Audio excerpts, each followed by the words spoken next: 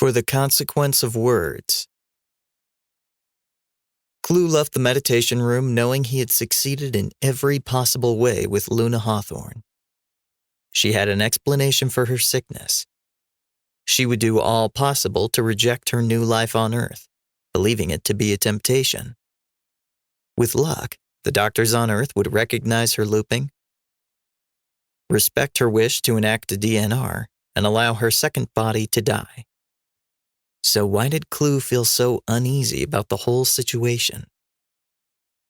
He returned to the conference room where Jolene and Dr. Patel waited for him. "What are your thoughts?" Jolene asked, surprising Clew by not immediately jumping to what she was thinking. Clew bit his lip. "She's hiding her pain." He collapsed into a chair, wishing to be alone. "It's very possible," Dr. Patel said. "We'll watch her for any instability in her vitals. It will only get worse until her body on Earth dies," Jolene said. She sat on the table across from Clew and demanded his attention. "Of course, you neglected to educate her about the looping. She believes this is a spiritual trial, when she's actually at the mercy of two bodies fighting for her soul. I guess that is spiritual in a way. Huh." Clew rolled backwards in his chair to be out from under her. "Telling her the truth won't help. She'll get better and continue life unaware, or she won't, and she'll die for good, as you said." Jolene's eyes never left Clew. She looked at him with something strangely close to hatred. "Where'd your cult voice go, Elder? It almost sounds as if you don't have all the answers." "I never claimed omnipotence, Jolene," Clew said, growing frustrated. She had no right being angry with him, pretending to care all of a sudden. "I did exactly what was expected." Jolene tilted her head, assessing Clew. "And now the cracks are forming after 2 decades of your iron grip." "Rodinia is stronger than ever," a voice behind Clew said. Clew swiveled in his chair to see the conference room door swing inward. There stood Travis, mouth a thin line of displeasure. Icy fury emanated from him. Clew stood in his start. He and Travis hadn't spoken in 5 years. "Travis, what are you doing here?" Jolene groaned in annoyance. "Couldn't just let me handle one thing, could you?" Travis shot her a disapproving glare. "I heard whispers that a crisis was underway that I had not been informed of." "We are handling the issue," Jolene said. "Get off my ass." "You may leave, Jolene," Travis said, no longer acknowledging her. "Be sure to deduct yourself 2 weeks' pay for this insubordination." Jolene scoffed, sliding off the table and passing Travis. "Screw you too, boss." She glared at Clew and left the room. Clew remained silent, annoyance at Travis's interruption growing. They had the situation contained. Travis swatted the air at Dr. Patel. "You as well, Doctor. Leave." Dr. Patel looked at a loss for words. Clew suspected his desire to help people as a doctor was genuine, and wondered how he had landed on a planet such as Rodinia. The door closed. Clew raised his eyes at Travis. 21584H3 is looping, was Travis's response. Luna Hawthorne, yes. She was, in fact, a person whose problems were manufactured and then disguised by the very organization claiming to help her. It seems her family has been trying to revive her on Earth for years. He took a breath. It would do him no good to internalize these treasonous thoughts, not when he had already committed to Murphy. "What have you told her?" Travis demanded. "She believes this is a trial," Clew said, perplexed and annoyed at Travis's frustration. "She expects to see visions of her son, and she knows she must reject him if she wants to arrive at the Hereafter." "I see," Travis said, beginning to pace around the room in an aggressive growl. "That's too much ambiguity. I need you to get back in there and tell Luna in no uncertain terms that she is to revoke her consent to be revived on Earth." Clew shrugged. "That's not exactly compatible with the explanation I've gone with here. She believes this is a trial that she can overcome." "Give her the truth and force her to comply," Travis said. "We're taking on too much risk if you skirt around the bush with her." "I disagree," Clew said, matching Travis's certainty.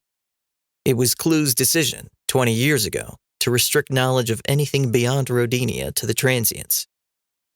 This gave his ministry comfortable operational boundaries. The transients did not know of the other Laurasian planets, Earth, or even the actual mechanics of revivals. To them, this life was an anomaly, a sign that they were unworthy of passing on to the next. The idea of the entire human race being revived would sound like a ridiculous fantasy to most of them. Travis sneered, wiping under his nose with a casual hand. "Okay, Clew, I know you're in charge of all the spiritual bullshit, but she's looping, okay?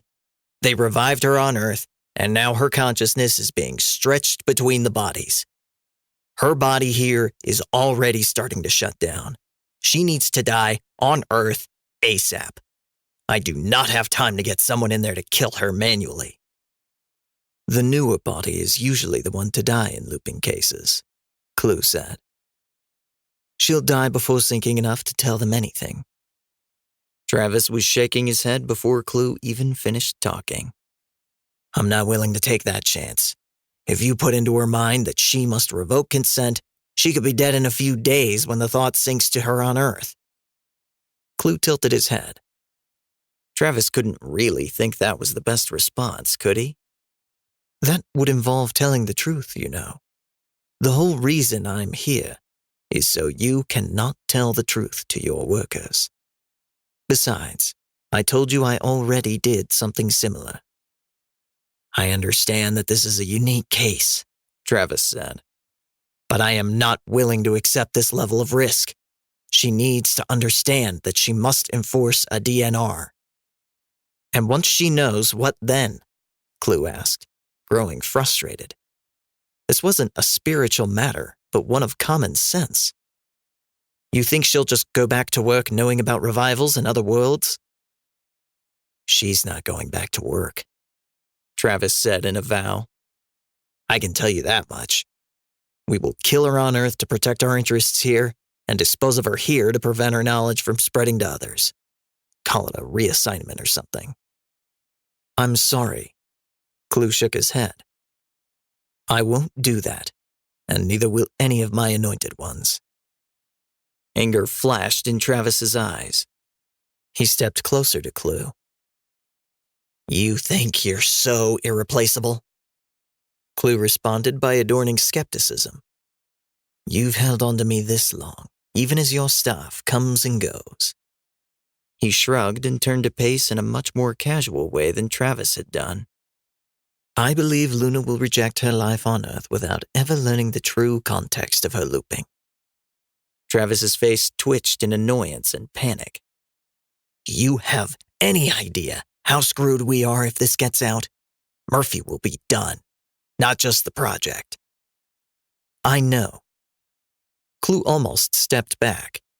He rarely dealt with Travis directly, but he had a reputation for violent blow-ups that left his subordinates in tears and his secretaries out of work. "Nevertheless, I stand by the decision." Travis huffed frustration, red blotching his face on either side. "If this goes south, you will be the first to reap the consequences." "It won't," Clew said, lowering his voice in defiance. "Remember, I actually care about these people." Travis sneered in amusement. "You don't care about them. You use them the same as I." "I try to better their lives," Clew said, digging his feet in. "To you, they are slaves in every way but name.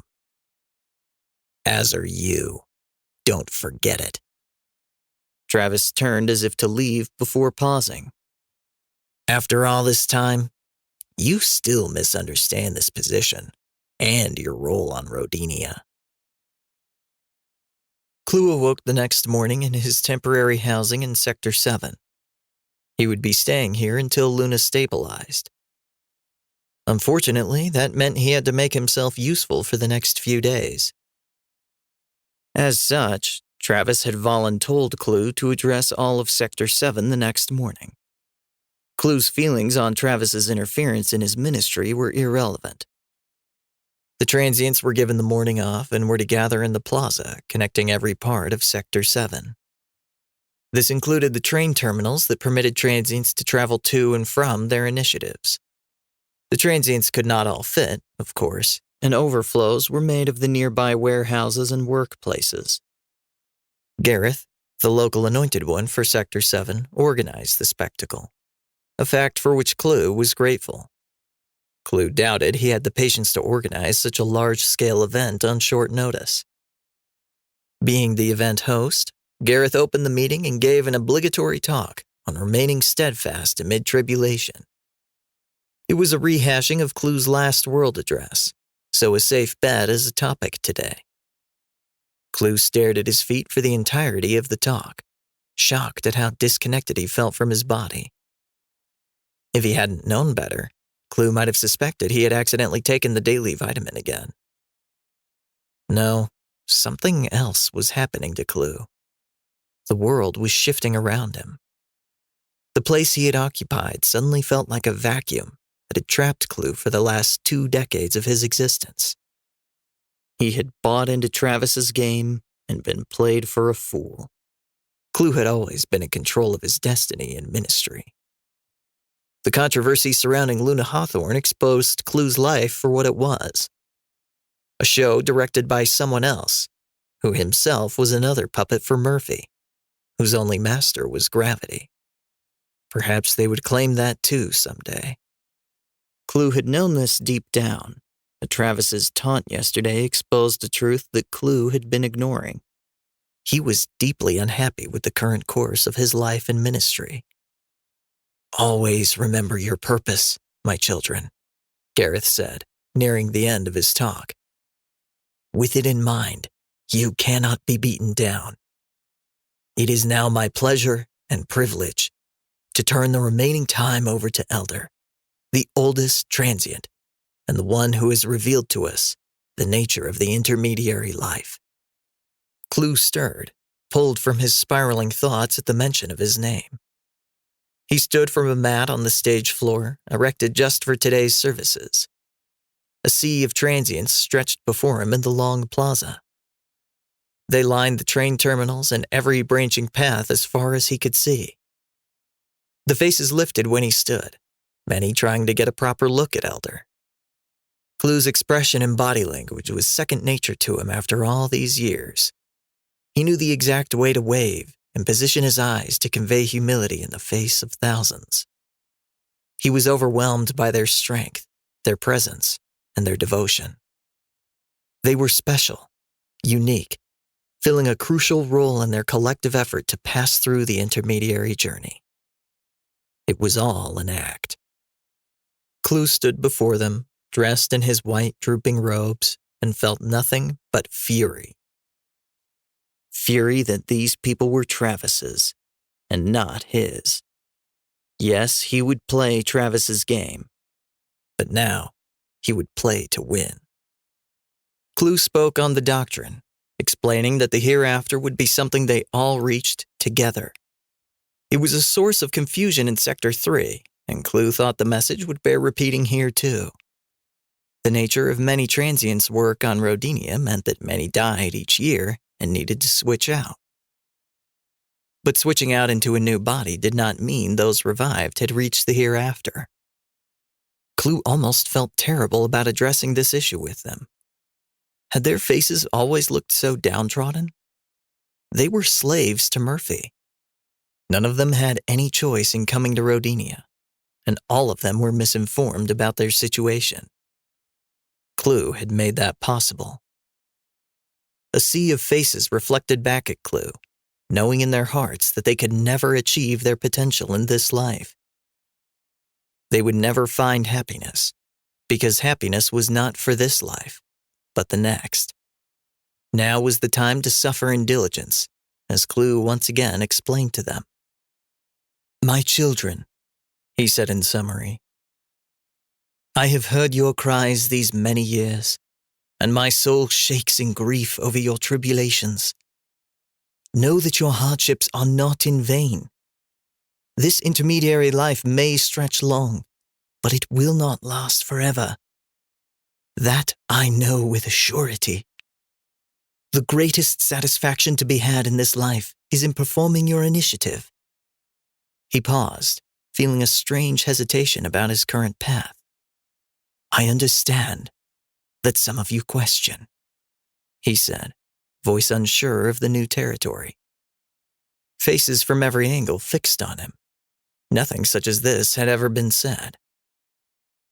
"Questions are not bad, but those with doubts should surround themselves by those who are strong. Unfortunately, there are poisonous rumors spreading through this sector, destabilizing ideas that threaten the very integrity of this intermediary journey. Because of this, Sector 7 will be redistributed into the other sectors so that all may be strengthened. Other transients will replace those who are relocated.